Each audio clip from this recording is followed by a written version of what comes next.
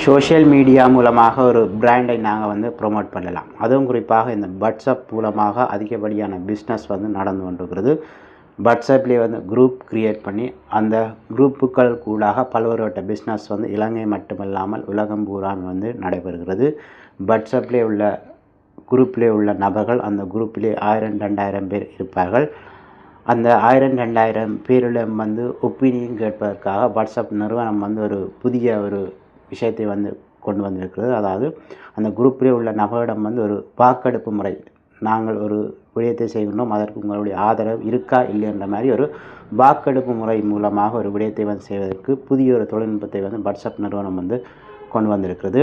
அதற்கு நாங்கள் என்ன செய்வோம்னு சொன்னால், எங்களுடைய குரூப்புக்கு சென்று அந்த குரூப்லேயே நாங்கள் வந்து இந்த போல் இந்த ஆப்ஷனை வந்து செலக்ட் பண்ணி அதிலே நாங்கள் அந்த குரூப்பில் உள்ள நபர்களிடம் வந்து என்ன விடயத்தை கேட்கப் போகின்றோம், அதற்கு உங்களுடைய கருத்து என்ன, அல்லது அந்த குரூப்பிலே கேட்கப்பட்ட கேள்விக்கு நீங்கள் அதற்கு ஆதரவு தருகின்றீர்களா அல்லது ஆதரவு தரவில்லையா என்ற மாதிரி நாங்கள் வந்து அதிலே வந்து விடயங்களை வந்து ஆட்டோமேட்டிக்காக நாங்கள் வந்து ஃபில் பண்ணி அதனை வந்து நாங்கள் வந்து குரூப்லேயே வந்து ஷேர் பண்ணோம்னு சொன்னால் அந்த குரூப்பில் உள்ள நபர்கள் வந்து அதற்கு தாங்கள் ஆதரவு தருகின்றோம் அல்லது ஆதரவு தரவில்லை என்ற ஆப்ஷனை வந்து செலக்ட் பண்ணி ஈஸியாக வந்து இந்த விடயங்களை வந்து செஞ்சு கொள்வதற்காகத்தான் வாட்ஸ்அப் நிறுவனம் வந்து இந்த வாக்கெடுப்பு முறை மூலமாக ஒரு ஆப்ஷனை வந்து வாட்ஸ்அப்லேயே வந்து கொண்டு வந்திருக்கிறது.